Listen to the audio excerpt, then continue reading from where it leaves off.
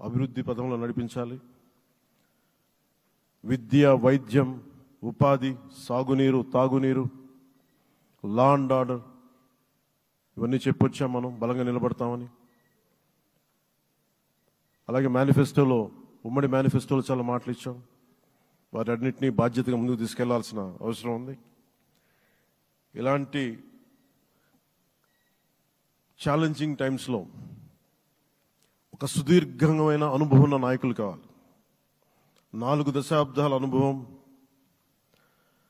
అభివృద్ధి మీద అపారమైన అవగాహన, పెట్టుబడులను తెచ్చే సమర్థత, ప్రతిభ,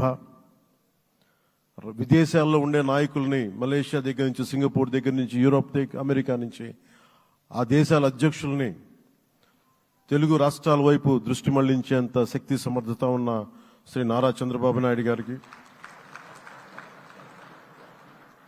ఆయన నాయకత్వం చాలా అవసరం. ఆయన అనుభవం చాలా అవసరం. అలాంటి అపారమైన అనుభవం ఉన్న వ్యక్తిని, అనుభవం ఒకటే కాదు, ధైర్యశాలి. ఈ రోజుకి నాకు ఒకటే గుర్తుంటుంది.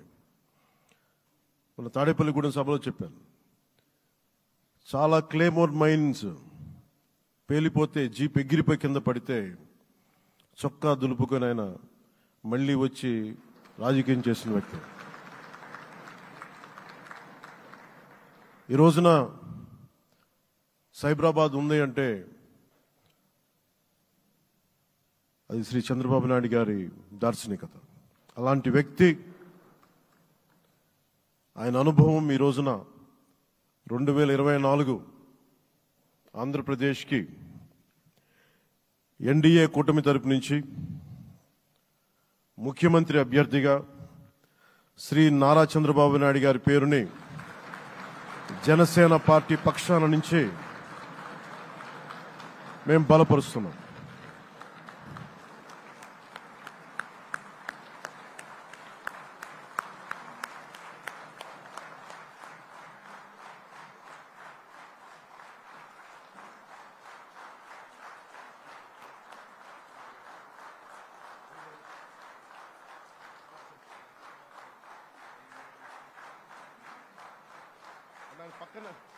ఇది నేను ఆయన పక్కన పెట్టుకుని చెప్పాలి. ఆయన నలిగిపోయారు.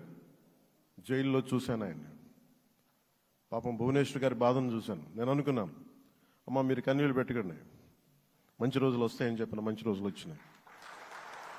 వారికి మనస్ఫూర్తిగా వారికి నా హృదయపూర్వక శుభాకాంక్షలు. మీరు అద్భుతమైన పాలన ఇవ్వాలి అందరికీ మనస్ఫూర్తిగా మీకు నేను తెలియజేసుకున్నాను సార్. సో ఇప్పుడు శ్రీ